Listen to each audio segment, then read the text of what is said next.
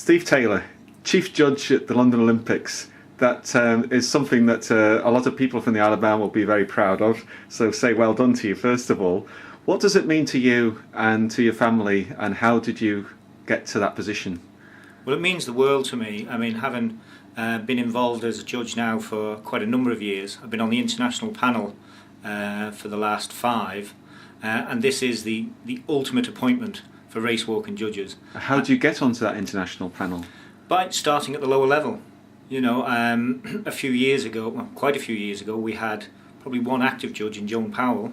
After she died, we went through a period where there was no judging on the Isle of Man, and in not competing, I recognised it was something that we needed. So I got in touch with judges across in the UK and said I would like to start judging, and I took it from there. And that meant going away to a lot of races, doing what we call shadow judging, sitting with or standing with the experienced judges, and passing my opinion compared to theirs.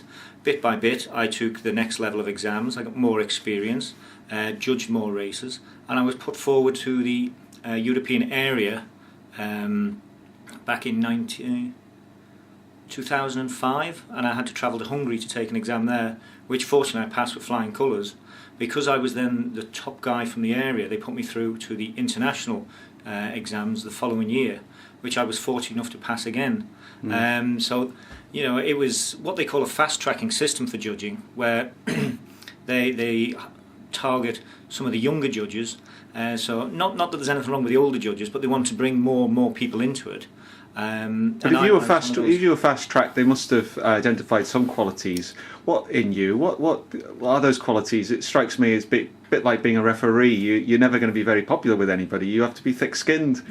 Well, being popular, maybe I'm not so popular with a lot of people anyway. But I think the thing that being fast tracked is that I showed an interest in judging, and obviously I had an interest in race walking anyway.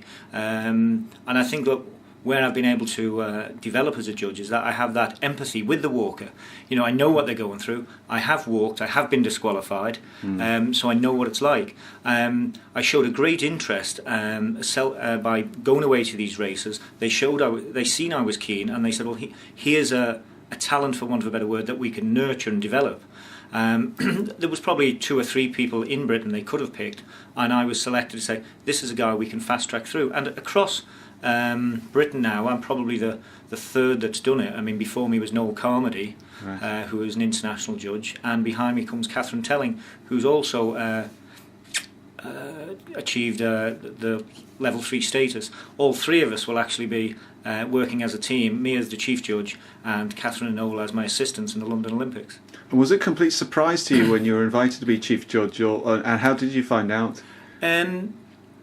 Yes, a complete surprise, because once the appointments are, once the panel has been chosen, which is after our exams in Paris at the end of October, they have to be put forward to IAAF Council for approval. The IAAF Council met last weekend, and very soon after, I think it was Friday, they met and approved the panel. They also approved the appointments that were suggested by the IAAF Racewalking Committee. My name had been put forward as a potential candidate, it would seem, as Chief Judge, and the IAAF Racewalking Committee voted in favour of me as the Chief Judge. Again, someone who's maybe newer to it, a bit more fresh, new ideas, a bit more forward thinking than some of the others. What's the difference between the Chief Judge and the other judges who will be there with you? Well, the Chief Judge doesn't actually do a lot of judging, for one. He only judges in the last 100 metres of the major race, whereas all the other judges will judge every time they see a race walker go by, and they will send their red cards forward to the recorder. The Chief Judge then, with his assistants, will be the ones who actually do the disqualification. The Chief Judge, though, has the power to disqualify, regardless of the number of the red cards received, in the last 100 metres. So I don't know if you recall the 20-kilometre walk in 2007, Francisco Fernandez was disqualified after he finished for having, in the judge's eyes, clearly broken the rules of race walking in the last 100 metres. In that case, there was an appeal, as it happens, and he was reinstated.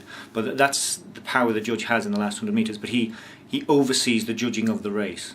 What do you think is the greater responsibility? Is it pulling somebody out in those circumstances, or is it the fact that you'll be under scrutiny and there'll be undoubtedly photographs printed in the paper showing that people are not maintaining the contact with the ground and you haven't disqualified them? I think that being under scrutiny will be a big responsibility and something we have to shoulder. If someone is shown as clearly lifting 100 metres, it will come under scrutiny. It'll be worse still if it was a British athlete and the British judge is seen to supposedly let them through. But it's not as simple as that, because obviously it's all judged by the human eye. We have to bear that in mind, and that's clearly in the rules as well. I think the difficulty is that there's going to be areas of the race where the athletes are not seen, whether it's just gone past a judge and he's concentrating on the next athlete. For instance, from the chief judge's perspective, is making sure that if 3 red cards come in on a particular athlete, then that athlete is disqualified as soon as possible, so there's no room for any inquisition at the end of it. Okay, thank you. And tell us, for those that don't know, what did you do yourself as an athlete? You started as a runner and you became quite a successful walker, I think, too. I started as a runner down at Tremode, competing in the Manx Games at King George V Park. I used to go away on the running trips organised by the late Dave Phillips. I found the camaraderie great. It was incredible. It was such a friendly atmosphere, the running. But I had 2 close friends who talked me into having a go at a walk, because at that time I was quite fit for the running. And so I have Andrew Garrett and Mike Carron to thank for that, and they talked me into competing in the Merseyside schools with a view to making up a team in the English schools. I competed in the Merseyside schools down the bowl. As I recall, I just broke 30 minutes for a 5k. My legs were killing me with shin soreness. I vowed never to walk again. But there was something about the walking brigade, as opposed to the general track and field athletics, that really got me hooked. Very early on, I linked up with Alan Callow, who was still a very close friend of mine, and he became my coach. I started walking more and more, and less of the running, and then sort of developed into a regular race walker. Early success brought on a hunger for more success, and by the time I was 20, I was knocking on the door of the Commonwealth Games. Didn't qualify in 1986. 1990 I was injured, but it was also the time around the birth of my first son, so I was never going to be allowed to go away anyway. But it made there was an even bigger hunger then come 1994, where I achieved as a race walker my highest accolade of representing the Isle of Man at the Commonwealth Games in Victoria in Canada. And why aren't you taking part now? Why did you become a judge?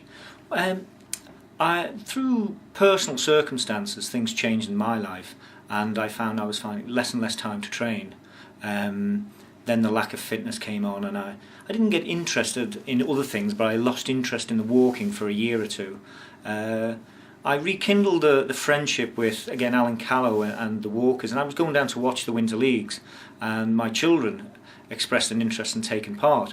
So we'd go regularly either to the races or to the training events, and I got back into it that way through the children. And again, it's through the children that I eventually decided to take up the judging, because my eldest son Callum, on his first trip away, I think it would have been the National Younger Age Groups Championships in Sheffield, he rang me to tell me how he got on. He said he'd been disqualified, and I was more distraught than anyone, I think. And I thought to myself, well, how can the kids be expected to go away and compete when under the scrutiny of the judges, when they haven't been under the scrutiny of the judges here? And whilst we've had a number of judges throughout that time, they weren't really active.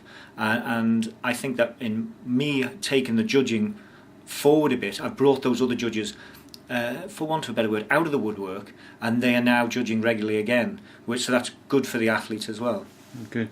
Well, Steve, there's a lot of Manx athletes who are very proud to finish their race in the Mall each year in the London Marathon, but I'm sure there'll be no one prouder than you next year in the Mall when the year after when the Olympics comes around. So congratulations again. Thank you very much. Good luck. Thank you very much, Murray.